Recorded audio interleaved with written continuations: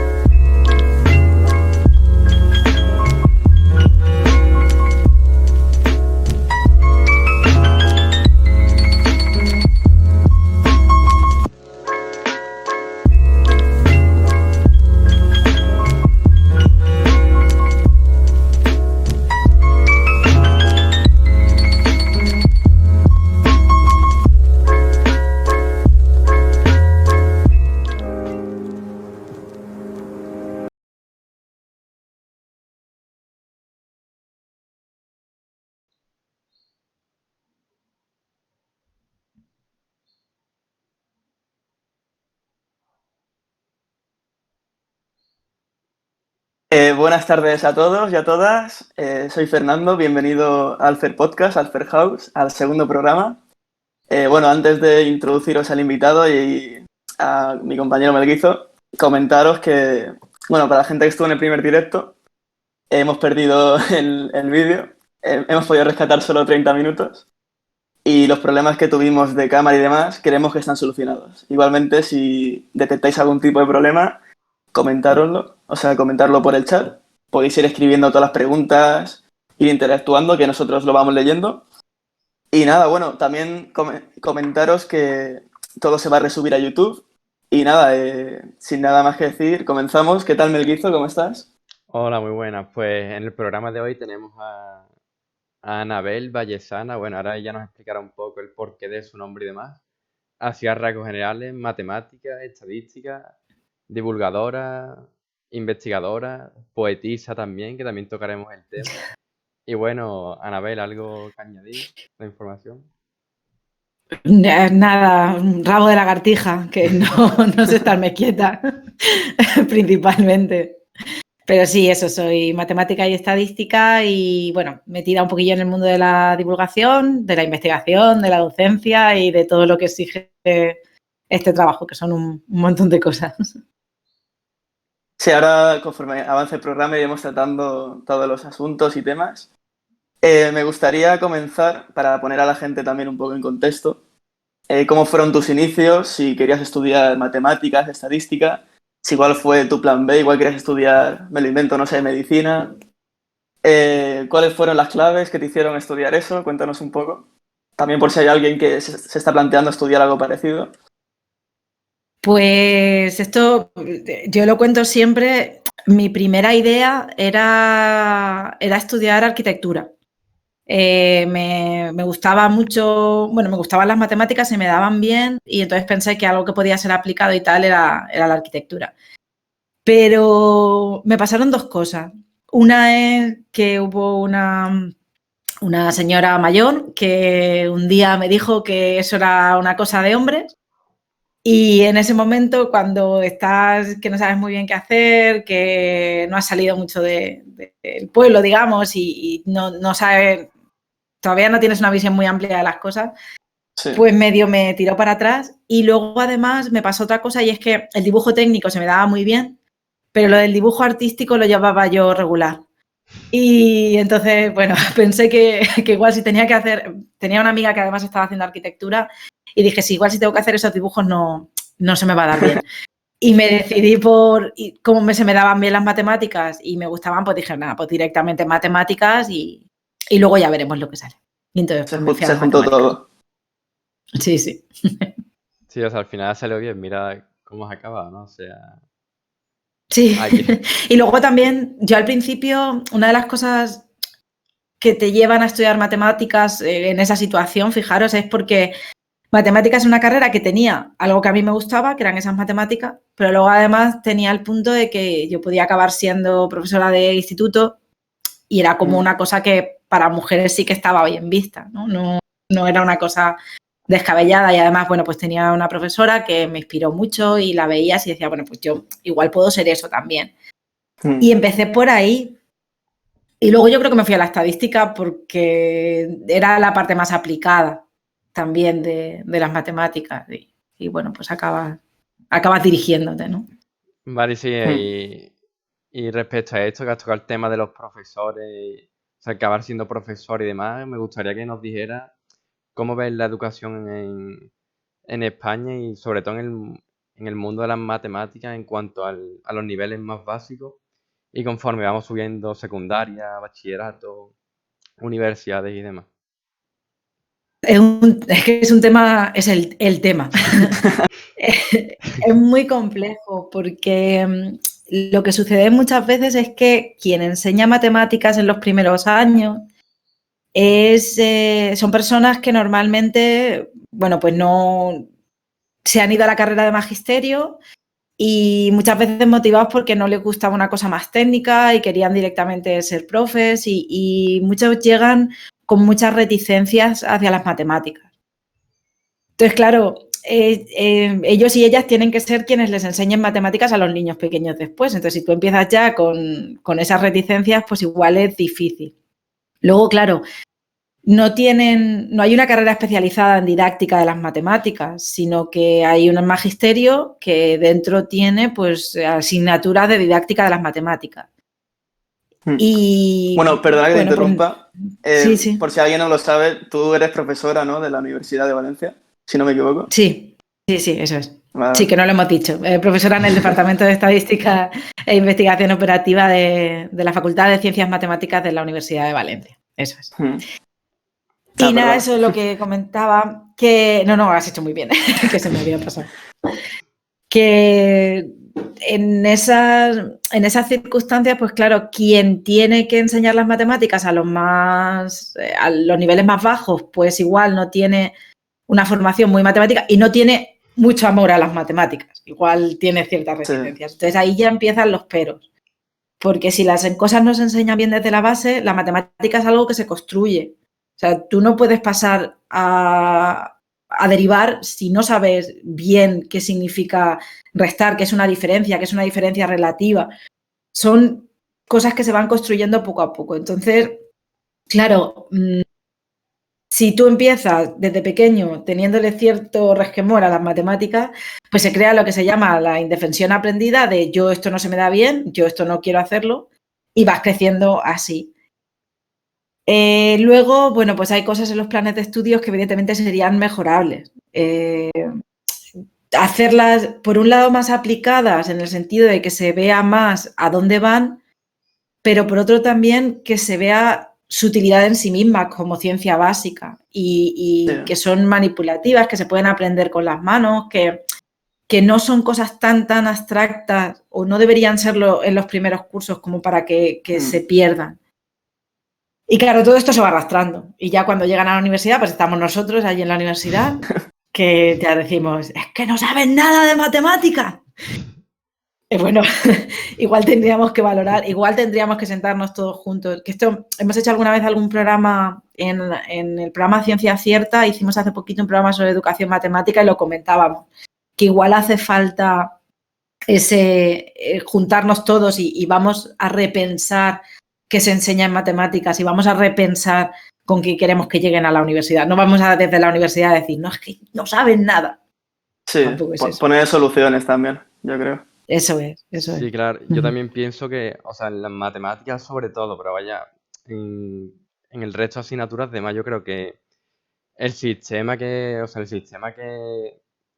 nos incumbe nos hace que no aprendamos las cosas realmente. Porque, por ejemplo, a mí me ha pasado de estar en una clase de segundo bachillerato, derivando, haciendo integrales, cosas de matemáticas y demás, pero sin entender realmente qué es. Y a lo mejor el profesor lo ha querido explicar, pero o no tenía tiempo porque estaba selectividad a la vuelta de la esquina, o a los alumnos no les interesaba porque querían que el resultado les diera bien y punto, y lavarse. Sí, a mí personalmente también me pasaba que cuando estudiaba matemáticas en el instituto y demás, que yo hacía las cosas tal, pero decía, ¿esto para qué me sirve, sabes? Que realmente sí que tiene una aplicación todo ello, pero tampoco te la enseñan. Entonces yo creo que hay muchas cosas ahí que mejorar. Sí, no, además yo creo que habéis dado un poco en el clavo, porque se da la doble visión de es que no sé para qué sirve, no entiendo por qué me tengo que estudiar esto es un rollo, pero por otro lado se da pero no me lo cuentes más, dámelo para que yo pueda llegar al examen, lo pueda vomitar y me olvide de esto, porque tengo que llegar a una selectividad, tengo que tener buena nota para entrar en la carrera que quiero entrar. Son muchísimas cosas, porque el problema es que el currículum está cargadísimo, o sea, tiene una cantidad de cosas que no da tiempo a dar las cosas con calma y aprendiéndolas. Y si encima vienes con un déficit de base, pues es complicado. Y ojo, no digo que no haya implicación. Lo que pasa es que esto es una cosa que lleva tantos años. O sea, los profesores y las profesoras de primaria hacen un trabajo brutal. Porque yo he estado en el aula de mis hijos y lo he visto. O sea, lidiar con eso no es fácil de ninguna de las maneras.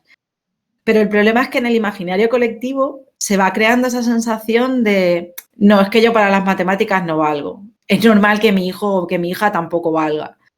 Y se va acumulando y se va acumulando. Y claro, cuando tú llegas a un segundo de bachillerato donde tienes que ir a la selectividad y tienes que sacarlo como sea y tienes un montón de cosas que aprender o un montón de cosas que enseñar, si eres el profesor o la profesora, pues no das. O sea, y quieres pues darlo como se pueda, vomitarlo y olvidarlo. Sí.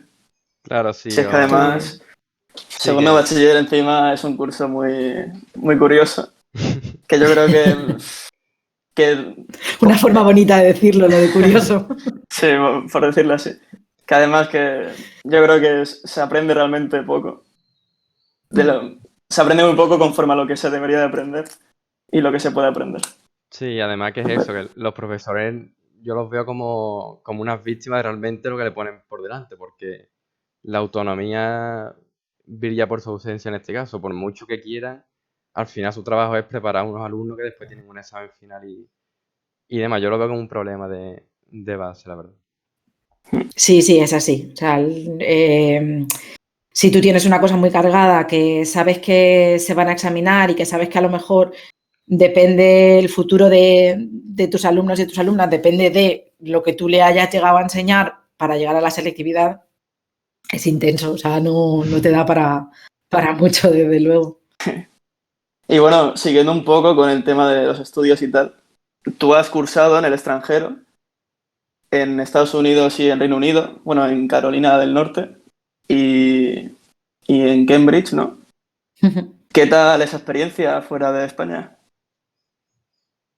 Uf, hay que vivirla, es importante. Yo asistí a algunos cursos y demás, porque entonces estaba haciendo la tesis. Realmente lo que es el sistema de educación no lo conozco mucho, pero sí un poco más lo que es el sistema, cómo se hace la ciencia en esos países. Y claro, es que es diferente desde el punto, o sea, desde el momento en que la cultura es distinta, Claro. porque son países mucho más individualistas. Yo recuerdo que, bueno, Estados Unidos es lo que es un sistema competitivo a más no poder y no, y allí a lo que vas es lo que llaman publica fallece, ¿no? Es básicamente lo que Sí. vienen a decir, hay que publicar sí o sí por encima de todo. Y entonces eso hace que, por un lado, que te tengas que poner las pilas y que tengas que aprender mucho de muchas cosas para que eso funcione. Tienen un sistema que es muy bueno en cuanto a que al mismo tiempo que compiten, también comparten mucho y hay muchos seminarios, muchas puestas en común. Está muy, muy extendido lo de cógete la comida y te vas a una sala de seminarios y te dan allí una charla mientras estás comiendo. O si no, es la hora de la merienda y cuando terminas hay una merienda para todo el mundo fuera, ¿no? Bueno, ahora supongo que con la pandemia esto estará un poco menos Sí, extendido. Pero era normal. en ese plan. Sí, pero era un poco eso. Y luego en Inglaterra, la cuestión es que, bueno, porque eso, porque le estaba diciendo, en Estados Unidos está esa situación, lo que pasa que sí que es verdad que se generan muchas relaciones porque hay gente de muchos sitios diferentes, muy multicultural y al final acabas haciendo relación con alguien, aunque luego sea una cuestión competitiva, ¿no? Pero sí que acabas haciendo muchas relaciones. Mi experiencia en Inglaterra fue un poco diferente, es como más individualista. Es como, estamos aquí, estamos trabajando juntos, pero luego yo me voy a mi casa, tú te vas a la tuya y no hay tanta relación como tal. Pero claro, también es verdad que mi experiencia pues tampoco en Inglaterra, en Estados Unidos he estado más, pero en Inglaterra fueron 3 meses y tampoco llegas a conocer realmente a la gente. Entonces, bueno, es distinto.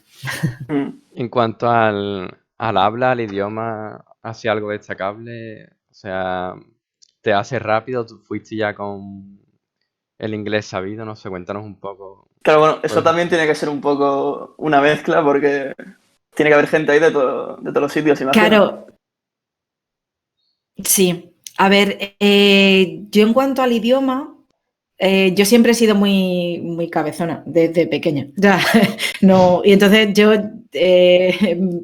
hubo un momento o sea, no sé si tenía como unos 8 años, que hubo un profesor en el colegio de clases particulares de inglés y a mí me gustó mucho aquello. A mí eso de aprender otro idioma me llamó la atención. Y recuerdo insistirle a mi madre amargamente para que me apuntara a clases particulares de inglés, que entonces no era una cosa muy común. Entonces empezaba a estudiar inglés pues como en tercero de primaria, lo que sería la tercero de primaria, era cuando el primer contacto que teníamos. Y yo, sin embargo, dije, yo quiero estudiar inglés y me apunté y siempre me ha gustado mucho. Eso me llevó a que, aparte, estando en la academia que me apuntaron mis padres, pues tuve la suerte de que me tocó un viaje. Yo tenía 11 años y convencí a mis padres, o no sé, porque yo ahora tengo una niña que va a cumplir 10 y no sé si lo haría, pero con 11 años convencí a mis padres para que me mandaran a Inglaterra en verano durante 3 semanas con una familia de allí y que tenía niños de mi edad también. Y entonces, claro, ahí aprendí mucho. Y el inglés que yo aprendí ahí es el que me ha salvado el resto de mi vida. Sí que es verdad, yo siempre he seguido estudiando inglés. Si tengo que ver cualquier programa, sobre todo ahora que está Netflix y demás, que ya no ves la tele como tal, yo siempre es todo en inglés. Entonces el inglés no fue un problema. Luego, aparte, no tengo vergüenza. Eso es fácil verlo. Eso es importante. Que yo creo que sí, es que yo creo que uno de los grandes problemas con los idiomas es la vergüenza. Si tú llegas y te quedas callado, nunca te lanzas. Pero si tú llegas y dices, bueno, no sé decirlo, pero seguro que le puedo dar una vuelta y hay otra forma de decirlo que me vale igual, ¿no? Y si no, pues apuntaré con el dedo y diré this one, que eso es muy fácil. Sí, y con eso te defiendes en cualquier sitio. Mira, Entonces, nunca... Perdón. Sí. Perdón, No, perdón. digo que eso es lo que me ha salvado y que me ha llevado a que no haya tenido problemas reales con el inglés. Dice Hugo en el chat, estuve 2 semanas en Oxford, se nota la diferencia entre las actividades que son nuevas, los profesores son más cercanos, pero tampoco hubo mucha diferencia con España. Bueno, Sí. una experiencia por ahí. No sé cómo será realmente la docencia, ya digo. Cuando yo fui, sobre todo cuando fui a Cambridge, era más tirando a verano, ya no habían clases y entonces, claro, pues la situación es distinta. La docencia no la he vivido allí. No sé exactamente cómo sería. Y me gustaría también comentarte, hablando del tema este de irse fuera y demás, no sé si, supongo que sí, si conoces el término este que lo han llamado, la fuga de cerebros, que es gente que estudia aquí en España, por si alguien no lo sabe, suelen ser además científicos, físicos, matemáticos, y estudia aquí, pero aquí no hay trabajo, entonces se tienen que ir fuera de España a trabajar. ¿Tú qué solución pondrías a esto o qué opinas de ello? ¿Cómo lo ves? Es que es un tema, claro, la cuestión es que ahora mismo, conforme está el sistema universitario en España, el sistema, o sea, lo que es la ciencia en España, digamos, resulta que cuando tú acabas es difícil encontrar una posición en la Universidad Española porque hay pocas posiciones y encima son difíciles de conseguir y muchas veces están ocupadas ya de primeras porque hay alguien que lleva mucho tiempo en esa posición, en ese grupo de investigación, en lo que sea. Entonces, claro, no hay cabida para todo el mundo que acaba y la gente tiene que acabar saliendo. Pero es una pena porque en realidad se han formado aquí, se han formado con dinero público y sin embargo se tienen que acabar yendo. Entonces es triste. ¿Solución? No lo sé. Es difícil. Por una parte, creo que deberíamos valorar más la ciencia también como innovación, como parte de las empresas incluso, que no sea solo una cuestión de ir al ámbito público y tal, sino que hubiera más fundaciones, más institutos de investigación, más empresas que contratasen investigadores, porque lo que es muy triste es que yo tenga un doctorado y una empresa precisamente por el hecho de tener un doctorado y pensar que me tiene que pagar más, no me va a contratar. Es más fácil que contrate a alguien que acaba de terminar la carrera que a alguien que ha hecho un doctorado en matemáticas. Entonces, claro, pues eso es lo que hay que cambiar. Para que no haya esa fuga de cerebros hay que buscar soluciones aquí. Si no, ahora, es importante salir. O sea, independientemente de que no nos interese que se vayan fuera, porque son personas muy formadas y que tienen que acabar volviendo, es importante que se salga y que se vea cómo se hace ciencia en otros países. Porque es lo que decía, al final, Estados Unidos será más competitivo, Inglaterra será más competitivo, tendrá otra forma de trabajo, pero eso hay que verlo. Porque hay cosas que son buenas y sí que se pueden importar. Entonces, Sí. Al final yo creo que también es nutrirse un poco de distintos aspectos y al final incorporarlos a ti mismo. Y para eso hay que vivir experiencias. sí, Sí, sin duda. y me llama la atención eso que has dicho de, o sea, que la empresa prefiere hacer un contrato malo que no un contrato mayor con más prestigio y demás, para al final ganar más dinero y demás. Eso es una pena, la verdad, porque a largo plazo hace que no avancemos. Y la ciencia realmente tiene mucho que ver en el avance social y demás. Así que es una pena. Claro, eso es. Y es que, pero yo creo que es también por cómo es el tejido productivo en España. Había una frase por ahí que decía algo así, que como que inventen ellos, ¿no? Que, sin embargo, hay mucha creatividad en España y se han inventado muchísimas cosas aquí, pero es bueno, pues si inventan fuera ya lo adquiriremos nosotros aquí y ya lo trabajaremos aquí, pero no hay muchas empresas que realmente estén, bueno, yo creo que está cambiando, también lo tengo que decir, pero no hay muchas empresas que apuesten por la innovación y por la investigación dentro de la propia empresa. Entonces, claro, si tú no quieres investigar dentro de tu empresa, una persona que tenga un doctorado y que venga de un periodo de tesis y de un periodo de... pues no está del todo bien vista, porque no se valora lo que puede hacer o lo que sabe hacer dentro de la empresa. Y claro, luego está pues la picaresca que tenemos. De, si puedo pagar menos, pues mejor. Pues Sí. se junta un poco todo. Y mire, aquí hablando del extranjero y demás, Juan nos dice por el chat que él estuvo en Cambridge, que se lo pasó muy bien, pero que la gente era un poco seca en comparación. Esa es mi sensación. Esa fue mi sensación. Por ejemplo, a ver, yo acabé haciendo muchísima amistad y me lo pasé muy bien, pero acabé haciendo muchísima amistad con una chica coreana y con una chica francesa. Ostras, parece un chiste. Sí. Y íbamos las tres por allí y fue muy chulo. O sea, yo lo disfruté muchísimo. Sigo sin entender, que es que esto me llamó mucho la atención, porque mi amiga coreana desayunaba arroz blanco con salsa picante. Y yo es una cosa que todavía no entiendo. Pero me enseñó muchísimas cosas y con la chica francesa también, y fue muy interesante y muy enriquecedor. Por eso digo que salir es muy importante. Pero claro, sí que la gente de allí, ellos mismos lo decían, ¿eh? O sea, eso sí, si tú haces un amigo o una amiga en Inglaterra, posiblemente sea para siempre. Es más, tienen otra visión de la fidelidad, digamos. Sí, mira, justo ahora que dices eso, Hugo, que es un amigo mío que comenta por el chat, que estuvo fuera en un curso y demás también, que conoció a gente, todo el mundo comenta. Y actualmente, yo lo sé porque es cercano a mí, o sea, la amistad que hizo allí la sigue guardando y demás, concretamente con un italiano, y habla con él. Y Sí. además, Ostras. en la carrera que Es que une está, mucho. cursa diferentes idiomas y demás, o sea, que le ha venido bien 100%. Al final es eso. Eso sí.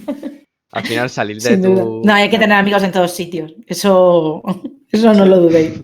Sí, salir de tu hábitat, quieras o no, te ayuda porque ves cosas que antes no has visto, tienes diferentes perspectivas, te hace enfrentarte a cosas que nunca te habías enfrentado, o sea, son todos beneficios realmente. Sí, y tampoco, o sea, es necesario salir fuera, pero también lo podemos hacer aquí. O sea, una de las cosas que yo valoro mucho y que en parte creo que hacen que sea como soy es el haber tenido que salir el haber tenido que que sacarte las castañas del fuego en todos los sentidos. Pues, por ejemplo, tener que trabajar para ayudar en casa, el enfrentarte a esas situaciones que no son las situaciones de confort que te gustarían, ¿no? Pero el enfrentarte a eso hace que necesariamente tengas que ver las cosas de otra manera. Y yo veía mucha diferencia cuando vine a estudiar. Yo me vine a Valencia desde Yecla, desde un pueblo de Murcia. Y cuando yo llegué a Valencia, en la universidad notaba mucha diferencia entre quienes habíamos salido de un pueblo y habíamos tenido que buscar un piso, haber venido a echar la matrícula, encontrar dónde estaba la universidad, y lo habíamos tenido que hacer principalmente solos, porque tus padres tampoco tenían mucha idea de qué era lo que había que hacer. Se veía mucha diferencia con respecto a quienes ya vivían en la ciudad, que llevaban mucho tiempo aquí, que a lo mejor los padres ya habían sido universitarios y sabían cómo funcionaba la cosa. Entonces, enfrentarte a situaciones nuevas, independientemente de cuál sea, es un punto. Sí. O sea, eso te da vida. Sí, pues sí, la verdad que sí. Bueno, y para cambiar así un poco ya el tema este, que ya lo hemos tocado bastante del extranjero, la investigación y demás. O sea, me gustaría pegar así un giro de tuerca y hablar sobre... O sea, que parece mentira que estemos con una matemática que también se dedica al mundo de la poesía, de los poemas y demás. Cuéntanos un poco cómo llegas hasta ahí y en qué consisten esos poemas. Pues a mí me ha gustado escribir siempre, desde muy pequeña. Y además eso es una cosa que en mi casa me han incentivado mucho, ¿no? a escribir. Y entonces, bueno, pues siempre he escrito algún poema. Lo que pasa es que durante un tiempo como que ya me vine a la carrera, te pones con las matemáticas y se te olvida todo un poco, y hace un par de años me reencontré con la escritura. Y empecé, sobre todo en una de las estancias, que estaba mucho tiempo sola en Estados Unidos, y escribí mucha poesía. Y me daba vida, era como poder expresarte, como poder sacar fuera lo que tienes dentro, eso que está un poco reconcomiéndote por dentro, sí, y no sabes muy bien cómo expresarlo. Pues eso, al final la poesía hacía que saliese. Y un día se me ocurrió, bueno, porque esas poesías siempre están ahí y esas poesías las sigo escribiendo y las tengo guardadas. Pero un día dije, bueno, y algo que tenga que ver con... Porque yo me daba cuenta de que muchas veces utilizo el lenguaje de las matemáticas, lo utilizo en mi poesía, porque para mí el lenguaje de las matemáticas tiene siempre una doble cara, ¿no? Porque muchas de las palabras que se utilizan para expresar conceptos matemáticos, en el fondo son palabras de nuestro lenguaje cotidiano. Y acabamos metiéndolas ahí, ¿no? Como cosas de las matemáticas, pero son cosas que están también en la realidad. Y dije, bueno, pues voy a mezclarlo. Y decidí hacer esto de los poemas, que bueno, hay muchísima gente que escribe poemas sobre matemáticas y con conceptos matemáticos y con estructura matemática. Pero bueno, pues yo cada jueves voy poniendo un poema cortito, porque intento que quepa en un tuit, que no siempre lo consigo, pero es la idea. Y eso, pero la idea es justo esa, intentar coger el lenguaje que pertenece a las matemáticas y que está en la intersección con el lenguaje habitual y utilizarlo para expresar sentimientos. Y ahí está. Pero sí, me gusta mucho. De todas formas, yo también he leído los tuyos, Melguizo, y me gustan mucho también. Pues muchas gracias, hombre. Sí, vamos, yo ¿Tiene un libro ahí detrás? Que saqué el libro este de lo mismo. Yo escribía poemas o sea, sin intención de sacar el libro, escribía poemas para lo que tú has dicho, sacar eso que uno lleva dentro. Y al final me di cuenta y dije, tengo suficientes poemas como para hacer un libro, y además la temática está muy relacionada. Digo, pues le voy a dar forma y pues ahí está, terminé sacando el libro, vaya. Al final no terminando, Sí, pero no se lo sí. esperaba.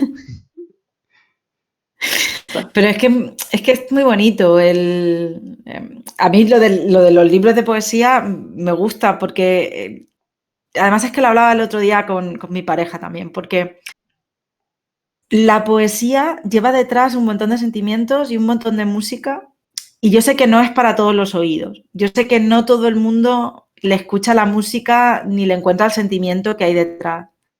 Pero cuando consigues captar a un autor, a una autora y consigues captar ese sentimiento que hay detrás, es como una conexión y es que te puedes ver reflejado en lo que esa otra persona piensa.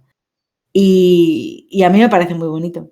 Sí, mira, de acuerdo a esas palabras, hay un cantante, Rafa Espino, no sé si lo conoceréis, que tiene una frase que, o sea, él dice que no le teme a quien no entiende la poesía, sino al que entendiéndola no la llega a sentir. Y yo creo que por ahí, pues en el momento que la entiendes ya, o sea, o te echas para atrás o te metes de lleno en ese mundo. Ya te metes, sí. Sí, además es que en esto yo siempre, cuando hablo de poesía, siempre cuento que, claro, la poesía se enseña muy mal.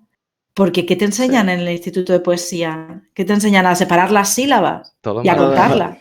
No te enseñan nada, realmente. Era básicamente lo que te enseñaba, ¿no?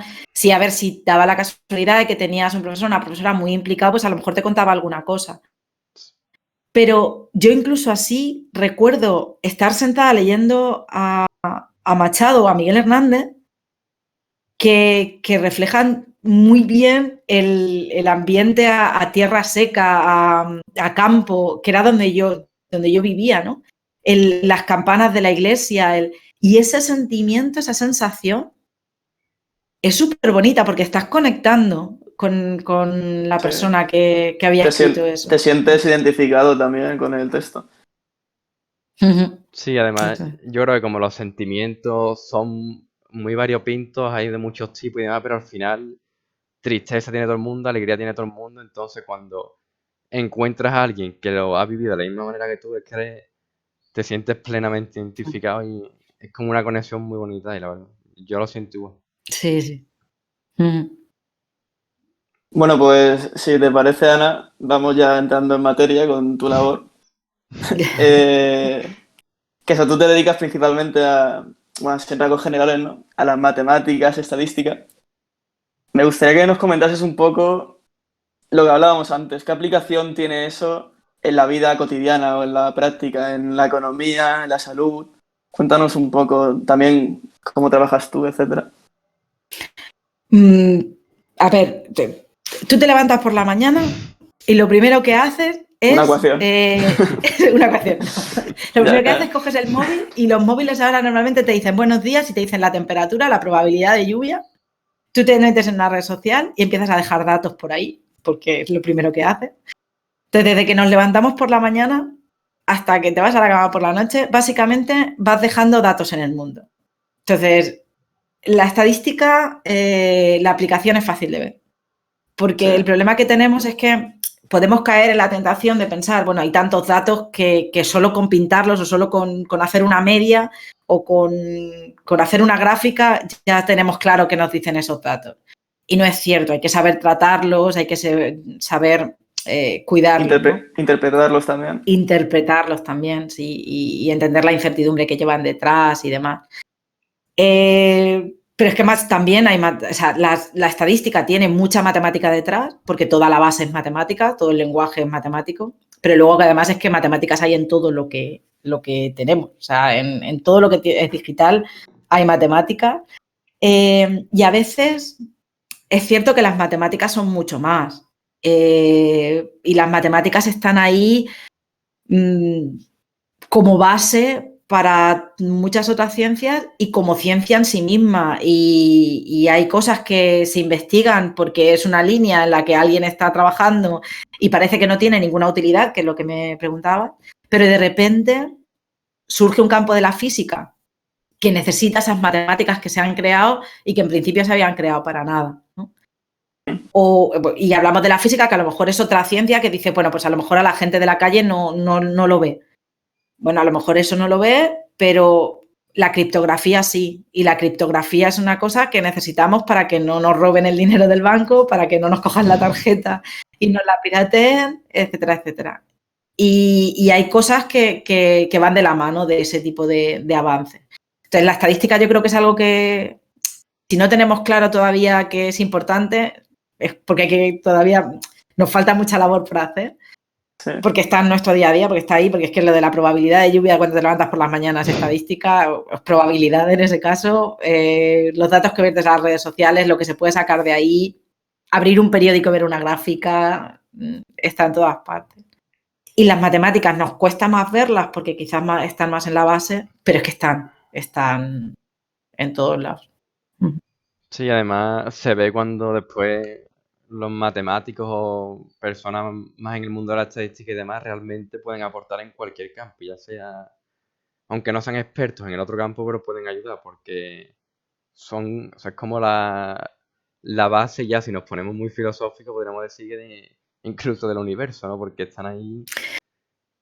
Sí, Galileo decía que el mundo, la naturaleza está escrita en lenguaje matemático. En el fondo, a ver, lo que pasa es que el ser humano también busca patrones y busca entender. Y las matemáticas buscan entender y buscan cuadricular un poco el mundo, ¿no? Que eso tiene mucho que ver también con lo que decías de que al final una persona que estudia matemáticas puede acabar haciendo casi cualquier otro trabajo de ingeniería o de... Porque en el fondo lo que pasa, eso lo decía mucho cuando estudiaba la carrera, que te estructura la mente de una manera diferente. O sea, tú no piensas igual cuando entras que cuando acabas de estudiar matemáticas. Y te ayuda a resolver problemas, porque si tú te tienes que enfrentar al examen de ecuaciones diferenciales que de Edo, ahí, vamos, eres capaz de resolver cualquier problema que se te ponga por delante después. Hay que tenerlo clarísimo. Y eso por una parte. Y luego, yendo un poco más a lo concreto, a ejemplos donde quizá no nos damos cuenta, pero están continuamente, por lo que decías también, Fer, de la salud. Sí. Si tú vas al médico, una de las... O sea, te hacen un análisis de sangre, esas estrellitas que salen ahí en el análisis de sangre, en plan, esto lo tienes por encima de los niveles permitidos, o esto tienes falta de hierro, tienes un exceso de... Ese tipo de cosas las sabemos porque se hacen estudios estadísticos de cómo se debería comportar esa cosa en el cuerpo, ¿no? Los leucocitos, las plaquetas, lo que sea, ¿no? Cómo debería comportarse, cuáles son los niveles que deberían tener. Eso se hace observando a mucha gente y analizando los datos y entendiendo qué incertidumbre tienen detrás. O cuando un niño pequeño lo llevas a la consulta del pediatra y te dice, pues va muy bien de peso porque está en el percentil 50. Todo eso es estadística, ¿no? Sí, y ahí en salud hay un montón de ejemplos de ese tipo. No, yo que estudio enfermería, se ve que, vamos, en todos los temas algo se toca, o sea, es el día a día. Y bueno, en salud y en muchísimos, en la vida en general, vamos. Sí, Es todo. sí. Bueno, ya si nos vamos a cualquier ingeniería, bueno, tú si quieres calcular una estructura, como no sepas de matemáticas, la llevamos. Sí. O sea, no... Sí, pero aún así en el mundo más llano, cotidiano, falta bastante cultura estadística, creo yo, ¿no? Porque sobre todo cuando sale una noticia con un titular así impactante que lo lees y dices, se acaba el mundo, y después realmente lo que Sí. hay detrás de eso no... O sea, juegan con el vocabulario, incluso llegan a mentir. ¿Qué opinas de eso? Sí, o sea, totalmente. Que además ahora he empezado a colaborar un poco con la gente de Maldita. No sé si los conocéis, que se dedican a comprobar, bueno, esta Maldita Ciencia, Maldito Dato, son un equipo que se dedican un poco a analizar noticias falsas, a desmentir bulos y demás. Y claro, te llegan algunas cosas que dices, es que han retorcido el lenguaje estadístico de una manera alarmante y se ve. Y claro, el problema es lo que dice Melguizo un poco, que falta mucha cultura estadística. Pero cultura estadística y cultura matemática, porque el gran problema es que no se sabe leer un gráfico. Yo lo comentaba hace poquito con mis alumnos de probabilidad del grado en ciencia de datos de la Universidad de Valencia, que les decía, bueno, ¿vosotros qué visteis de estadística antes de venir? Y quienes venían de un un bachillerato de ciencias puras, digamos, no habían visto estadística, nada. O sea, apenas lo que era la Sí. definición de media y de varianza. Sí. ¿Qué pasa? Que cuando yo les preguntaba qué veían en las gráficas de la COVID, que ahora mismo están por todos sitios, decía, o sea, hubo un chico que me dijo, es que me da rabia, porque es que no entiendo nada. Es que, claro, ahora sí, porque ahora ya saben leerlas porque están estudiando la carrera y han visto cosas. Pero para el público en general muchas veces son difíciles de leer. Cuando te dicen una media a 7 días o te dicen una media móvil a 7 días, ¿cuál es la diferencia entre la media a 7 días y la media móvil a 7 días? ¿Qué es lo que estás diciendo en cada caso? ¿Qué datos deberías observar en cada caso? Hay muchas veces que está mal etiquetado, porque si tú dices una media a 7 días, cada 7 días tienes un valor. Si tú dices una media móvil a 7 días, cada día tienes un valor que es la media de los 7 días anteriores. Entonces, son dos cosas distintas, pero a veces están confundidas y no están puestas como tocan. Entonces, claro, eso es un problema, porque es falta de sentido crítico. O sea, ¿quién lee esa gráfica entiende lo que está leyendo? ¿Se puede creer el titular a pie juntillas y ya está?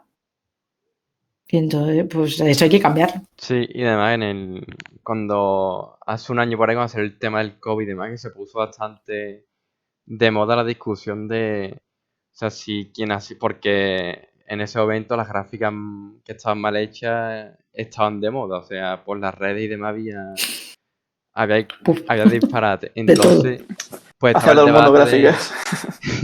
de si, o sea, si eran intencionadas, si realmente eran sin mala fe, pero que lo hacía gente que a lo mejor era periodista sin más y que lo hacía con la voluntad buena del mundo, pero no daba más. ¿Sabes? Entonces, no Yo sé. sí, totalmente. Además, yo en eso creo que no podemos, o sea, el periodismo de datos está ahí y es una cosa que tiene que estar, porque es importante que los periodistas sean capaces, o que haya por lo menos un grupo de periodistas que sean capaces de contar los datos, porque datos hay en todos sitios y no hay estadísticos suficientes tampoco como para estar contando los datos en todos sitios, ¿no? Entonces, es importante que haya periodismo de datos, pero la formación que se tiene que dar para ese periodismo de datos tiene que ser mucho mayor.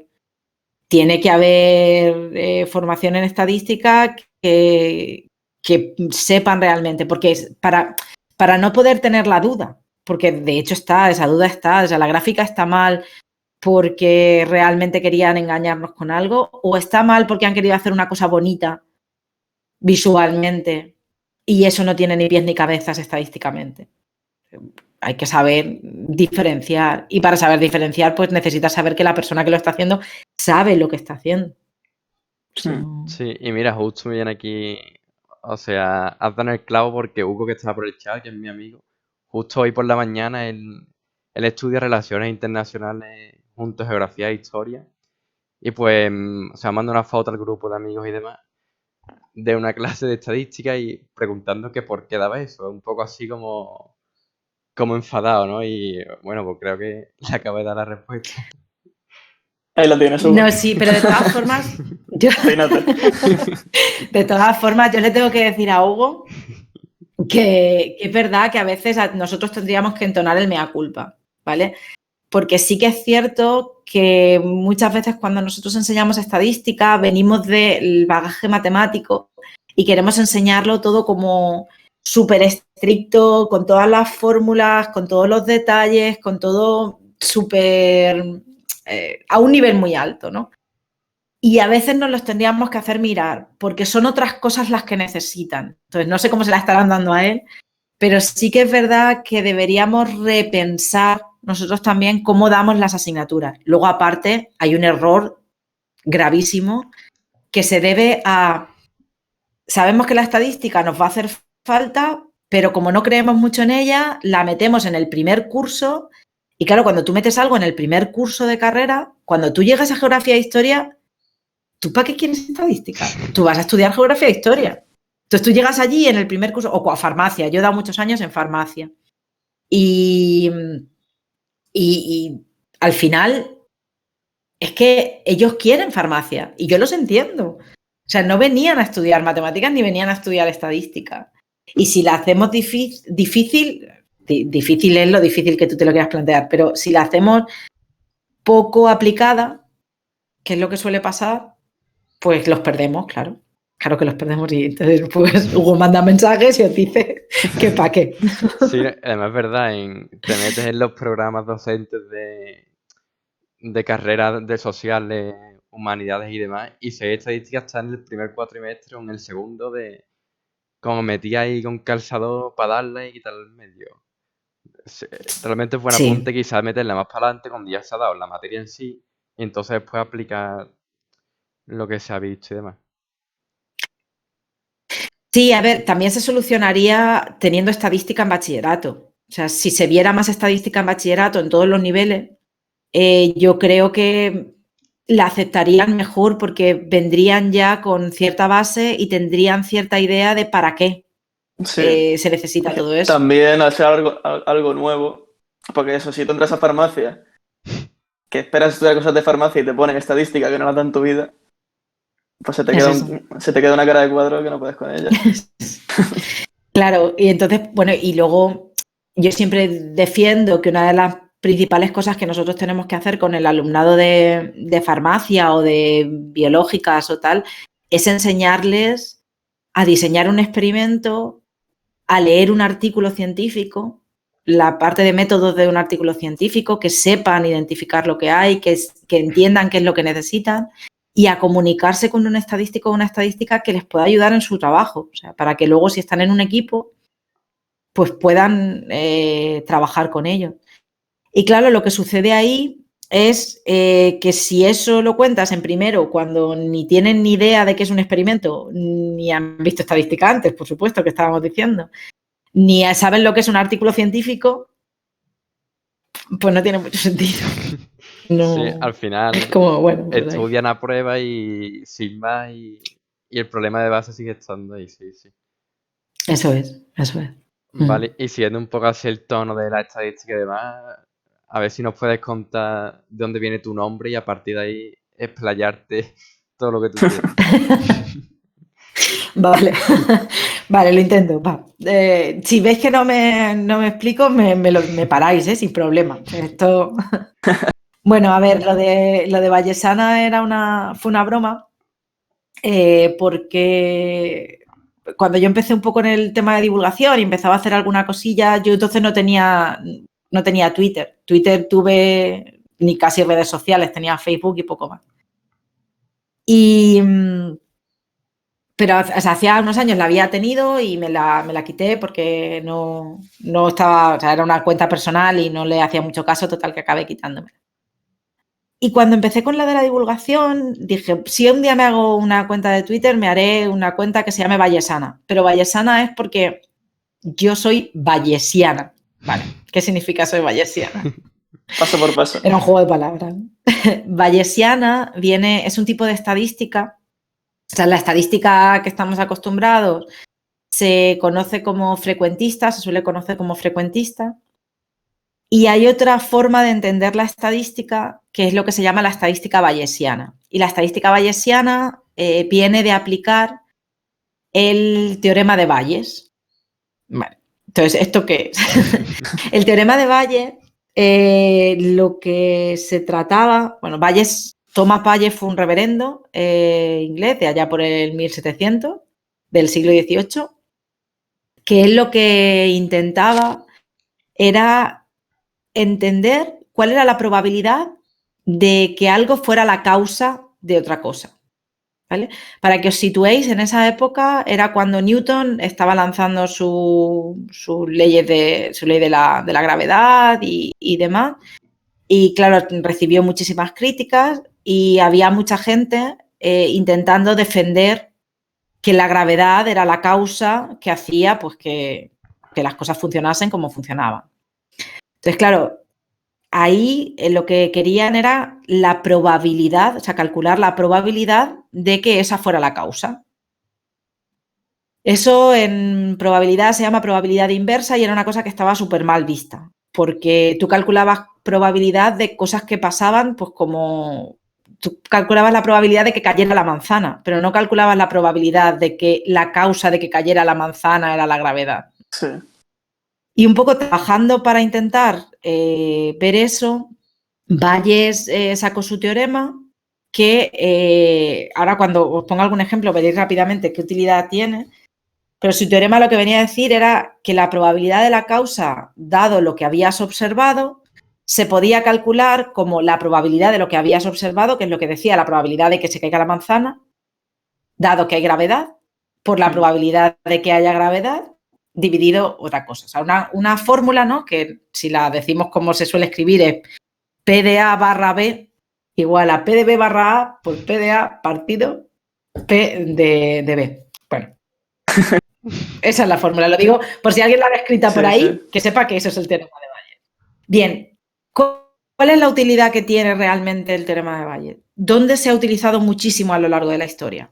Pues, por ejemplo, en juicios.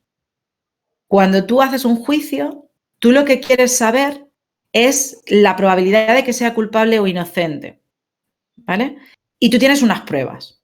Entonces, tú tienes que calcular la probabilidad de que sea culpable o inocente, dado que has observado esas pruebas. Eso es difícil de saber.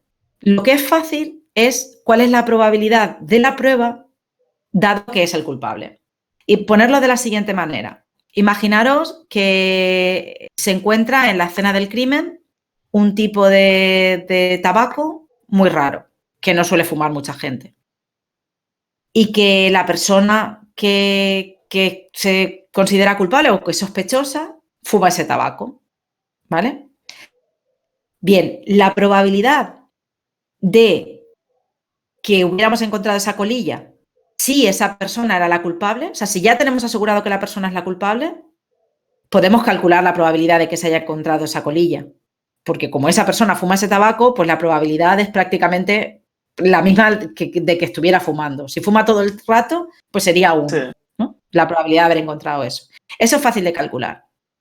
Y a partir de ahí podemos utilizar el teorema de Bayes para llegar a lo contrario, que es lo que realmente queremos probar y que no es lo mismo. Porque no es lo mismo la probabilidad de encontrar la colilla que la probabilidad de que esa persona sea realmente la culpable. Porque claro, en el mundo hay más personas que fumarán ese tabaco, aunque sean pocas, ¿vale? Entonces, el teorema de Bayes se utilizaba mucho en ese sentido y fue muy útil, o sea, bueno, sigue siendo muy útil. De hecho, yo no sé si recordáis el juicio de Diana Kerr de la violación.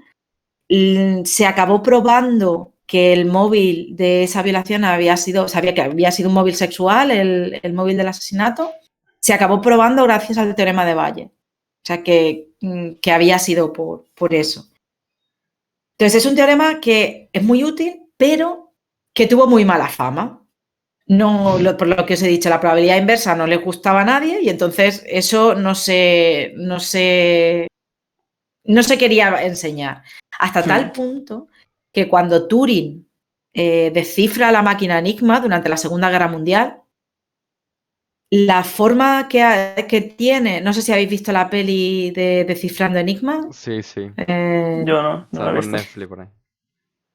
Sí, pues en Descifrando Enigma se ve muy claro que lo que intentan hacer es llegar a poder saber cuál es la combinación de teclas o la combinación de rotores, que era lo que tenía la máquina Enigma, óptima para poder descifrar el mensaje todos los mensajes de ese día. Claro, tenían que hacerlo, había un montón de combinaciones posibles y lo que tenían que hacer era ver cuál era la más probable. Entonces, a partir del teorema de Bayes, conseguían llegar a reducir el número de cosas que tenían que probar, el número de funciones que tenían que probar. Pero tan regular visto estaba que Turing, no sé si de manera voluntaria o no, ocultó el nombre y lo llamó a su método, lo llamó bamburismo, por Banbury, que era una ciudad de la ciudad donde se le ocurrió, ¿no? Y le llamó bamburismo por eso. O sea, pero en realidad era el teorema de Bayes. Le tuvo que cambiar el nombre. Sí. Joder. Pero muchas veces a lo largo de la historia, en seguros, por ejemplo, se utilizaba muchísimo y tampoco se le ponía nombre. Pero es que cuando empezaron a ver pues todo el tema de las bombas atómicas durante la Guerra Fría y demás, también se utilizaba mucho y ahí es donde empezaron a darse cuenta realmente del potencial que tenía. Y entonces, ¿qué hace la estadística bayesiana? ¿Para qué utilizamos realmente ese teorema en la estadística bayesiana como tal? Pues lo que hacemos es lo siguiente. Tú cuando empiezas a saber de algo, tú tienes lo que se llama información a priori. Sabes algo, un poquito, ¿vale? Entonces tú observas algo, observas los datos, observas las pruebas, ¿vale? Sí. Pues juntando lo que sabías antes con lo que te dicen las pruebas, puedes llegar a lo que llamamos probabilidad a posteriori, que es como a actualizar tu conocimiento sobre algo. ¿Vale? Entonces, eso es la estadística bayesiana. La estadística bayesiana es un tipo de aprendizaje. Tú tienes una información previa, pues basada en estudios anteriores, basada en tu conocimiento sobre el tema, basada en lo que un experto o una experta te dice sobre algo. Después tú observas los datos de un experimento y juntando las dos cosas, actualizas tu conocimiento. Y a partir de ahí, bueno, pues se puede hacer lo mismo que se hace en la estadística frecuentista de siempre, se puede hacer todo igual, pero con otra visión, con otra filosofía detrás y con otras fórmulas, digamos, para llegar a las cosas. Hmm. Y eso es lo que en lo que yo trabajo. Sí, además Qué es curioso. algo como, o sea, muy eficiente en cuanto a la estadística de toda la vida, la frecuentista que comentan, ¿no? O sea, como que te ahorran mucho Sí, a trabajo. ver, la cuestión, o sea, el hecho de hacerlo así, o sea, una ventaja que tiene es, y es por lo que decía, que me he quedado, te lo he dicho lo de la bomba y ya no lo he terminado de decir. Una cosa curiosa que pasó en ese momento es que tú cuando quieres hacer algo frecuentista, para que situemos un poco la cuestión, es, si tú haces algo frecuentista necesitas haber observado algo muchas veces para saber cuál es la frecuencia con la que pasa. Si tú Sí. piensas en la probabilidad de que caiga una bomba o de que haya un accidente nuclear, que era lo que tenían mucho miedo, un accidente con una bomba atómica, claro, nunca había habido ningún accidente con una bomba atómica, nunca. Entonces, ¿cuál era la probabilidad de que pasase? Cero. Pero, ¿No? Frecuentista, hablando en frecuentista era cero. O cuando se empezaron los primeros vuelos comerciales, ¿cuál es la probabilidad de que dos aviones chocaran en el aire? Cero. ¿Por qué? Porque nunca habían chocado en el aire dos aviones. Pero claro, eso chirriaba. Porque ¿cómo no vas a poder calcular la probabilidad de algo que podría suceder? Claro. Entonces, lo que ahí empezó a verse la necesidad de esa otra forma de entender la estadística, donde, bueno, yo tengo una probabilidad a priori, porque yo sé cómo funcionan los aviones, sé cuántos aviones hay en el aire, sé cosas que me pueden ayudar a dar esa probabilidad a priori y luego, en principio, me quedaré con esa si no tengo nada más. Y cuando empiece a observar datos, pues puedo acabar haciendo, o a lo mejor puedo coger datos de otras cosas similares y puedo acabar actualizando esa información a priori. Y ahí es donde realmente se vio la utilidad que tenía. Sí, además, aquí también entra en juego un poco lo poco intuitivo que puede llegar a ser muchos de estos temas que a lo mejor chocan con nuestro cerebro, pero que realmente tienen sentido. Hasta que no lo trabajas y demás no te das cuenta de... Pero, por ejemplo, lo que has comentado de la escena del crimen. Dice, a ver si... ¿Cómo voy a poder saber yo a partir de algo que hay en la escena quién ha hecho el crimen? Pero realmente el teorema te dice que sí. Claro, claro, en ese sentido.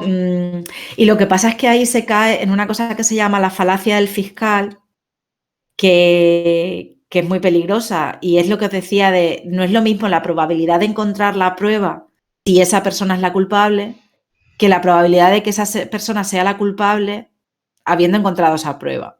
Es muy claro. sutil, pero no es lo mismo. Sí. Y eso te lo da, como decías, el teorema de Bayes. Tú puedes pasar de una a la otra a través del teorema de Bayes. Vale, vale. Y para terminar un poquito este tema, me gustaría que nos contaras si, o sea, si tuvieras que contar una falacia, una paradoja, algo de este estilo que tú creas que nadie se puede perder, igual contaría una así que te llame la atención, que creas muy curiosa. Paradojas estadísticas, Sí. ¿te refieres? A mí me gusta mucho la de... ahora no me ha salido el nombre. Espérate. Ay, ahora no me acuerdo. La paradoja que siempre cuento es... creo que es la de Simpson. Espérate, que lo voy a buscar para no equivocarme. No hay prisa, no hay prisa. Creo que es la de Simpson, sí. Que no me acuerdo del nombre. Sí, es la de Simpson, es la de Simpson. Pero no la de los Simpsons, la paradoja de Simpson. No es lo mismo. Es que a veces, sí, más o menos, que a veces hay variables ocultas que si tú no tienes en cuenta, puedes obtener resultados completamente distintos a lo que pasa de verdad. El ejemplo que se suele poner siempre es el de, bueno,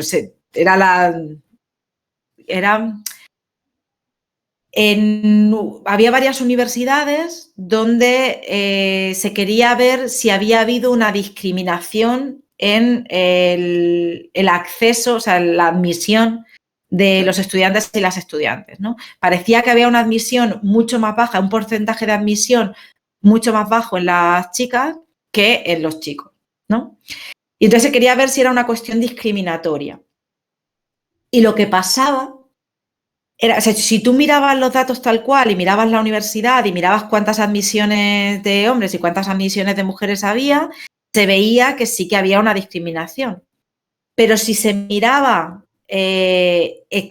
entre cada departamento, digamos, entre cada facultad, vamos a ponerlo así, se veía que no había discriminación. ¿Qué es lo que sucede en estos casos? Pues que las mujeres tendían a ir a carreras donde iba mucha más gente. Entonces, la tasa de rechazo en las mujeres era mucho más alta, pero porque en esos lugares la tasa era igual de alta para hombres y para mujeres, pero iban más las chicas, ¿vale? Mientras que los chicos solían ir a carreras donde había menos entrada y entonces su tasa de rechazo era menor, pero porque cabían todos, básicamente. Entonces, claro, ahí entramos en otras cuestiones discriminatorias como por qué todas las mujeres iban al mismo sitio, ¿no? Pues ahí ya entramos en otras cosas. Pero realmente de lo que se estaba acusando, que era de discriminación en la admisión, no era cierto y era porque había por detrás una variable que era la facultad que estaba ocultando eso. Y eso pasa también, pues por ejemplo, si queremos comparar la mortalidad entre hospitales. Hay que llevar mucho cuidado porque si un hospital trata más enfermos de una determinada enfermedad muy grave, claro, pues va a morir más gente. Sí. Pero no es porque el hospital tenga un peor trato. A lo mejor si los miramos por tipos de enfermedad, la mortalidad es la misma en todo. Entonces, esa paradoja a mí me gusta mucho contarla porque ayuda a entender que a veces hay variables que no estamos observando y que pueden estar sesgando los datos que acabamos viendo al final. Y dan esos titulares maravillosos que se ponen a veces y que no son del todo ciertos. Claro, sí, yo recuerdo, creo que era en cuarto de eso, por ahí, en una charla de esta de cultura matemática y demás. O sea, había un titular que decía, en una ciudad, no recuerdo ahora mismo, los crímenes han aumentado en un 100% o algo así. Pero claro, resulta es que respecto del año pasado, pero resulta que el año pasado no había visto ninguno, entonces claro. Sí, claro. Entonces dice, bueno, claro, si lo miras con perspectiva no es lo mismo realmente que te quieren vender, vamos. Sí. Sí, bueno, en ese sentido es que hay muchas mediciones estadísticas con las que hay que llevar cuidado, ¿no? Sí. Porque, y esto no es una paradoja, pero se da mucho y es peligroso y es, muchas veces utilizamos la media para todo. La media del número de horas que se pasa frente al televisor, la media de bebidas a la semana, la media del salario. ¿Y qué pasa? Que a veces cuando damos la media es un estimador muy sesgado en el sentido de si estamos calculando la media de lo que cobran en una empresa y te dicen que de media todos los trabajadores y las trabajadoras de esa empresa cobran 1.500 euros, dices, pues está muy bien, está por encima del milionista, ¿no? Pero ahora cuando te enteras que hay un jefe o una jefa que cobra como 1 millón de euros al mes, pues entonces, no, millón no es una exageración, Y los pero demás que están- cobran Sí, mucho. pero... Y los demás Claro, cobran los 20 demás euros. están a 800, Sí, sí, sí. pero la media es la que es. Entonces, para eso hay que utilizar, por ejemplo, la mediana. Y eso no es una paradoja como tal, pero se da mucho y lleva error muchas veces. Hmm. Mm. También bueno, sí, el contexto. Es que hay muchas variables que influyen en todo. Sí, sí, Hay que conocer bien los casos. sí. También te quería preguntar yo, cambiando un poco de tema, hablando de estadísticas, un poco también de probabilidad, sobre los juegos de azar, la lotería. Realmente, a ver, supongo que, por ejemplo, la ruleta, si haces X apuesta, pues tendrá más probabilidad, lógicamente. Pero ¿hay algún método, bueno, no método como tal, pero alguna táctica para tener más probabilidad de ganar o haciendo X cosas? No sé si me pillas. Sí, sí. La mayor probabilidad de ganar es no jugar. Ya, No, no, directamente. eso sí, eso sí. No, a ver, el problema que tienen todos estos juegos es que se dan varias cosas.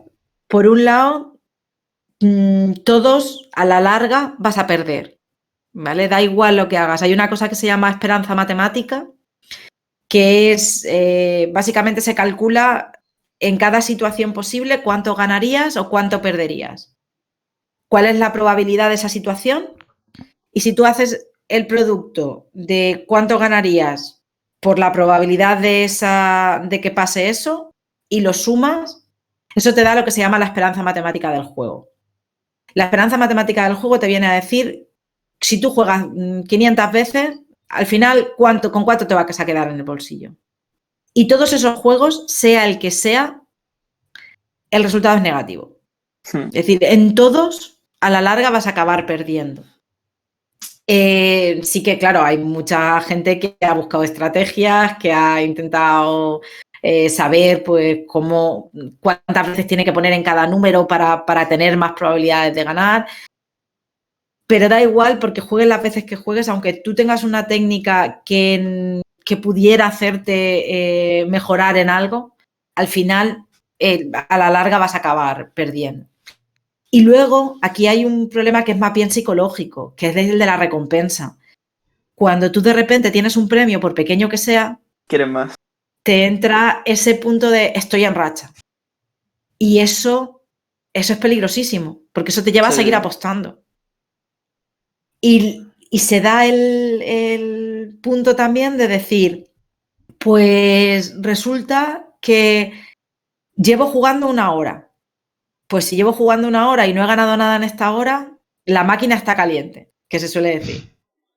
Y eso es un error porque todos esos procesos tienen lo que se llama falta de memoria, que da igual cuánto tiempo lleves jugando, que la probabilidad de que ganes es siempre la misma. Con lo cual, no hay una manera de ganar como tal. No hay... No, a ver, y que lógicamente eso está montado para que la empresa o quien haga los juegos gane. Entonces es un poco... Pero así es históricamente, ¿eh? Que el ser humano lleva Sí. perdiendo a los juegos de azar toda la vida y embargando, o sea, no. Bueno, La luego probabilidad está... nació así, ¿eh? Sí. Intentando calcular cómo ganar en un juego, pero no. Luego está el caso de Straperlo, que estaba todo trucado. Sí. No sé si lo conoces, sí, ¿no? Ese en concreto no. No lo. Bueno, a lo mejor por otro nombre, no lo sé. No, pues creo que era por la época de la Segunda República aquí en España y demás, que se instalaron máquinas y ruletas, pero estaba todo amañado, con imanes y... Entonces, pues, si ya pierdes de normal... Ahí ya no había nada que hacer. No, ese no lo No, conocía. No, estaba pensando porque luego hay una familia que se dedicaba, porque dicen que, bueno, dicen, es cierto, o sea, la ruleta al final es una máquina. Entonces, si tú observas una ruleta muchas veces, hay un fallo de la máquina, se supone, ¿no? Entonces, había una familia que se dedicaba a ir a los casinos a intentar encontrar el fallo de la máquina, ver cuál era los valores que tenían más probabilidad de salir. Y claro, los acababan echando de los casinos porque ya los conocían, no había nada que hacer. Sí, yo en Netflix vi una película, 21 Blackjack, creo que se llamaba, no sé si la Sí, conoceréis. estaba pensando en esa. Lo que pasa es que esa es memoria, ¿eh? Sí, sí, al final lo que hace es pillar el truco se juntan un grupito de cerebritos superdotados, memorizan las cosas y tienen que entrar Mm. disfrazados en los casinos, porque si no, Porque complicado. si no, no les deja jugar. Están fichados ya.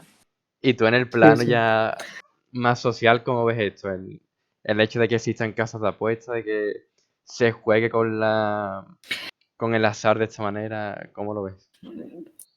Bueno, mal o peor. Ya además, como decía al principio, yo estuve trabajando para ayudar a pagarme los estudios y tal. Trabajé muchos años como camarera. Y yo lo he visto. He visto a la gente entrar a la tragaperra, llevar todo el día en la tragaperra, saber que era una persona que sus hijos y su mujer estaban esperándole en casa, acababa de cobrar el sueldo de la semana y se lo estaba dejando en la máquina y no podías hacer nada. Y terminaba de gastarse el dinero y venía a pedirte dinero a ti para seguir por esa falsa sensación de si ya llevo todo este tiempo jugando, está a punto de caer, ¿no? Y eso hunde a una familia y claro, ahí cuando yo lo veía, la edad media de los jugadores pues estaba en torno a los 40 o 50 años, pero es que ahora no. Ahora es gente que, pues no sé, como vosotros, Muy joven, sí. gente súper joven que se deja lo poco que tiene, lo que tienen sus familias y es una situación muy complicada. Y claro, que las casas de apuestas estén dándose visibilidad en equipos de fútbol, por ejemplo, que es como El mayor si tu altavoz ídolo, que puedas poner está ahí, claro, sí. exactamente. Sí, Es sí, que sí, si tu sí, ídolo sí, lleva esa camiseta, eso es. Sí, sí. Sí que No, yo tengo casos de conocidos que eso, que han perdido muchas cosas en las apuestas. Y es una desgracia. Pero es que además parece que no se está haciendo mucho porque cada vez hay más casas de apuestas. Entonces yo creo que sí, sería algo a mirar, la verdad. y que después y se aprovechan de esta situación. Esto lo hemos comentado cuando llega la época de Navidad, de la lotería. Te llaman muchas veces cuando trabajas en esto, te llaman pues, para preguntarte por la probabilidad de ganar y todo esto. Y una de las cosas que comentaban es que este año, para cómo hemos estado y lo encerrados que hemos estado, se ha vendido muchísima lotería. Y es que parece que nos agarramos a un palo ardiendo y las apuestas son un palo ardiendo. Hmm. Y se han extendido mucho, que decíais. sí que después o sea, después está en lo típico de, a ver, pero es que si a alguien en el mundo le toca, ¿por qué no puede ser yo? Y si realmente no se dan cuenta de lo complicado que es eso. Es que si tuvieras que estimar cuántas vidas deberías de jugar apostando para Eso ganar una es. lotería. Yo creo que no te dan Y vida para más. ganar, pero para ganar una vez, porque el problema es que si sigues jugando, al final lo pierdes. Ese es Sí. el punto, ¿no? Y también El pasa punto. mucho la lotería de Navidad. Que lo compra toda la oficina, por ejemplo, y tú dices, joder, es que si no lo compro, va a tocar, se van a ir todos a una isla a vivir y me voy a quedar yo aquí. Sí, Sí, sí, pero es que la lotería de Navidad se basa en eso. Es que son los anuncios de la lotería de Navidad. Es compartir, es Sí, como el espíritu navideño. sí, sí. Bueno, oye, pues sí, prefiero no gastarme 200 euros en lotería. sí, y ¿Qué vamos después a hacer? se escudan en que al final del anuncio te pone más 18, juega con responsabilidad. Como si vendes un tanque y dice, juega con responsabilidad. Al final hay que tener más conciencia que eso, Claro. porque poner eso simplemente no te puedes Sí, proteger eso contra es eso mismo. como lo de fumar mata. Pone fumar mata, Mm. pero Dice, no, es que te lo estoy la poniendo gente para... fuma, tampoco sabe realmente la gente lo que hace el tabaco. Es un poco falta de información Claro, que hablábamos y cuando antes. tú empiezas, claro, pero cuando tú empiezas a fumar, además, sueles estar a otras cosas. O sea, lo de que fumar mata que pone ahí, bueno, tú fumas porque fuman tus amigos, porque has visto fumar a gente, porque lo consideras que es una cosa que es atractiva. Mm, ya está. O sea, no hace falta más concienciación. Pero, y aparte hace falta más prohibición en el sentido de, tú no puedes salir del cole y de camino al parque encontrarte con una casa de apuestas es que al final estás normalizándolo. Sí. Totalmente. Y, o sea, este rollo ya, hablando de conciencia y demás, que creo que los divulgadores en este aspecto tenéis mucho, o sea, podéis llegar a tener mucho poder en cualquier ámbito. Así que si nos puede contar un poco cómo es la labor de divulgadora y demás, lo bonito, lo no tan bonito, si es que lo hay. Cuéntanos un poco. No, a ver, la labor de divulgadora es engancha. O sea, es un poco, no es una droga, pero engancha. Porque es muy chulo, sobre todo cuando vas a contar algo, el cara a cara, o sea, yo eso lo echo mucho de menos, el ir a un instituto a contar algo y ver que a alguien, a ver, no todo el mundo te está escuchando, evidentemente, pero ver que a alguien se le abren los ojos, ver que alguien dice, ostras, lo he entendido, o qué chulo esto, o que alguien te acabe diciendo, pues me gustaría estudiar eso que tú haces, o eso es muy bonito. Y luego ver que se puede generar conciencia social, que se puede, en este caso, en mi caso, pues, cultura estadística, ¿no? Pero ver que puedes ayudar a que a otra persona tenga un poco de sentido crítico y que cuando mire una gráfica no la mire con los mismos ojos, la mire de otra manera, pues es una cosa muy chula. A mí me gusta. Y luego, mi punto personal de divulgación, a mí me gusta mucho también tirar de la historia de las cosas, porque creo que tiene mucho que ver en cómo se llega a algo y de dónde viene una historia y quién fueron los protagonistas, ayuda mucho a entender a qué se ha llegado, ¿no? A cuál es el punto final. Entonces, me gusta contarlo de esa manera también y de hecho luego eso también lo utilizo mucho en mis clases de normal. Lo que pasa que sí que es cierto, y ese es quizás el punto más complicado, que en mi caso yo no hago solo divulgación. Yo además de la divulgación pues doy clases, intento hacer investigación lo que se puede y son un montón de cosas y luego tienes una vida personal. Con lo cual, pues es complicado el poder conciliarlo todo. Pues ya a lo mejor cuando tengo que hacer un hilo de Twitter, pues a lo mejor son 2 días de trabajo. Lo suelo hacer en fin de semana, entonces son 2 días que prácticamente estás enzarzado en eso. Y es mucho trabajo. Lo que pasa es que es muy bonito el ver que alguien que eres capaz de transmitir algo para que alguien lo entienda. Eso. Merece la Y pena. creo que hace falta. Sí, hace La verdad. falta. O sea, Sí, Sí. y sobre todo yo valoro mucho el hecho de traer cosas muy complejas o sea, a que lo entienda cualquier persona realmente. O, por ejemplo, lo que has hecho con el teorema de Bayes, con lo de la manzana y demás. Porque actualmente teorema de Bayes, Wikipedia, una persona que no sabe lo que es, yo creo que se va peor de lo que ha venido, ¿sabes? Pero sí, por ejemplo.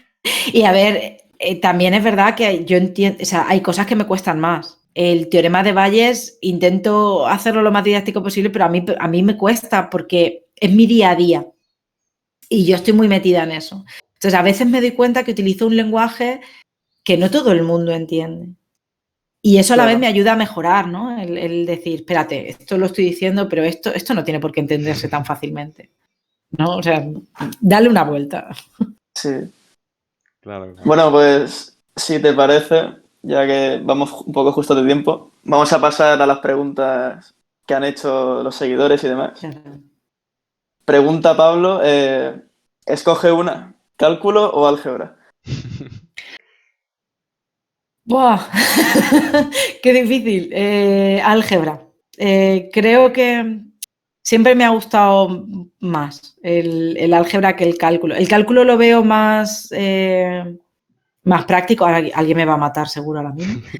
Pero tiene mucha más aplicación directa en cuanto a todo lo que es diferencial, o sea, cálculo diferencial, cálculo integral, o sea, integrales, derivadas y demás. Eso se aplica en cualquier área básicamente. Pero todo el tema de álgebra, de matrices y no sé, es que de grupos, de teoría de anillos, todo ese tipo de cosas me ha gustado mucho siempre. Me parece muy bonito. Otro rollo, ¿no? Y otra pregunta otra pregunta que nos ha hecho Pablo también O sea, creo que la pregunta después de haber visto el programa se responde sola, pero bueno, si pues nos Sí. pregunta la rama más interesante para ti en las matemáticas. Pero bueno, si aparte de estadística puedes decir alguna más, así. Sí. Yo, o sea, diría la estadística, por supuesto, y luego una cosa que he aprendido a apreciarla con el tiempo es toda la parte de... Es un poco, es matemática aplicada al final, ¿no? También, pero todo lo que es el tema de ecuaciones diferenciales, que son ecuaciones que nos permiten ver cómo algo se mueve en el tiempo. Y, pues, por ejemplo, para estudiar la pandemia o cualquier tipo de epidemia, se utilizan este tipo de ecuaciones. Eso es una cosa que yo creo que en matemáticas se estudia demasiado poco. Se ve mucho en física, porque en física, como tienen muchísimas cosas que tienen que ver con el movimiento en el tiempo o en el espacio, pues se utilizan más. Pero a mí me parece una parte muy bonita y que se debería de exprimir más. Pregunta Jorge Mora. ¿Cómo explicarías a alguien que apueste por trabajar en Bayesiano en lugar de frecuentista? Esto ya es más friki, esta pregunta. No, a Jorge lo conozco. Sí. Y a él le tengo que decir que tiene que estudiar en Bayesiano, que trabajar en Bayesiano sí o sí. O sea, ya él no tiene opción. No, pero de todas formas sí que es lo que os decía antes. Para mí es mucho más natural pensar en Bayesiano. Esa idea de aprendo, o sea, tengo un conocimiento previo, veo los datos y aprendo de ellos. Para mí, todo lo que genera esa filosofía es mucho más fácil de entender, y para esto nos haría falta otro programa para llegar a saber, a ver por qué, pero es mucho más fácil, mucho más natural y mucho más intuitivo toda la estadística que se deriva de ahí que la que se deriva de la parte frecuentista. Y ojo que en frecuentista se ha hecho muchísimo trabajo y la teoría está bien, quiero decir, no es que haya un problema con la teoría, ni mucho menos. Pero me parece más natural entender las cosas en bayesiano que en frecuentista. Esa sería mi respuesta. Sí, sí, además tu nombre lo deja claro, vamos, que tú Eso. vas con los bayesianos. No puedo hacer nada más. No hay lugar a dudas. Vale, después también nos preguntan por aquí o sea, si crees que se enseñan las matemáticas, aunque esto ya lo hemos hablado un poco, se enseñan de manera adecuada y si crees que se deberían de trabajar más en los fundamentos de esto. Claro, yo lo que decía, yo creo que se debería, o sea, esto es como que va antes el huevo o la gallina, o sea, es difícil, pero se debería hacer un cambio en los niveles iniciales que implica, por supuesto, un cambio en cómo se forma al profesorado, pero desde infantil yo creo que hay mucho por hacer y me consta que hay mucha gente trabajando para cambiar cómo se enseñan las matemáticas en niveles infantiles. Hay que hacerlo primero más manipulativo para que se construya fuerte, o sea, para que tú empieces de la base y vayas construyendo las cosas con conocimiento, ¿no? Que no sea algo porque me han dicho que se hace así y la división es hago un cuadradito aquí y pongo un número aquí y esto lo resto. No, vamos a ver, ¿eso por qué? ¿Qué es lo que estás haciendo? Entonces, si eso se construye y se interioriza, luego es mucho más fácil que todo lo que venga detrás se pueda fundamentar mejor y se vaya avanzando con más seguridad. Sí, mira, yo en ese caso yo tengo una prima que está en primero de eso, creo que está, que el otro día me mandó la madre se mandó un mensaje de una ecuación de primer grado por si yo le podía ayudar. Y claro, o sea, me llamó y demás, para ver si le podía explicar más o menos. Y claro, el problema que tenía es que decía, esto está aquí sumando, paso restando, dividiendo, y lo hacía tan mecánico que llegaba a un punto que a lo mejor dos números estaban juntos y ya se quedaba bloqueado. Entonces, yo le expliqué por qué, o sea, por qué pasaba restando un lado, multiplicando a otro. Y la El madre, puente Claro, mágico. pero es que fíjate, ese es el punto. O sea, ¿cómo que pasa restando? claro, pero yo Los creo números no se mueven. pero es que yo creo que en niveles superiores, yo me atrevería a decir que en bachillerato, incluso en universidades, hay gente que realmente o sea, no sabe por qué se No, dice no, pasa no. restando. Y son Sí. cosas que, no sé, No. a mí por lo menos me causa tristeza del mundo de la Sí, educación. sí. No, es que no se sabe. O sea, hay gente que llega a la universidad y te dice pasa restando Y claro, es que eso genera problemas, porque a veces, o sea, sobre todo luego con el orden de las operaciones y demás, o como lo de tachar arriba y abajo y ese tipo de cosas, hay que llevar mucho cuidado porque la típica de tengo el logaritmo de 3 y el logaritmo de 5 y tacho los logaritmos y me quedan 3 partidos 5. Ojo, que el logaritmo es una función. Vamos a ver lo que hacemos. Pero sí, es que has dado en el clavo. Lo de pasa restando es una de esas cosas que se interiorizan y no pasa restando. Has sumado en los dos lados o has restado en los dos lados un número para que algo que te molesta, digamos, se acabe yendo y puedas despejar la X, pero no se enseña así. Sí, y bueno, o sea, otra cosa, me acabo de acordar que más de una vez se ha hecho ya como viral o sea, una discusión, pero fuerte, fuerte en cuanto a, o sea, ponía Ah, sí. 5 más 3 por paréntesis 8 entre 2 y había como dos mundos ahí de cómo era la solución. Y realmente era una operación que tampoco que estuviera ahí trabajando con ecuaciones súper raras y demás, pero vamos, que no se ponían la gente de Sí, acuerdo. pero el orden es controvertido a veces, el orden de qué va primero, si una suma. Pero es que además ahí las calculadoras tienen mucha culpa, porque depende en qué calculadora lo haga, el De una orden de cosa las u otra. operaciones es diferente. Sí. Entonces ahí, sobre todo entre la multiplicación y la división, la cosa está complicada. Bueno, pues... Bueno, Melissa, si tienes algo más que decir, que preguntar.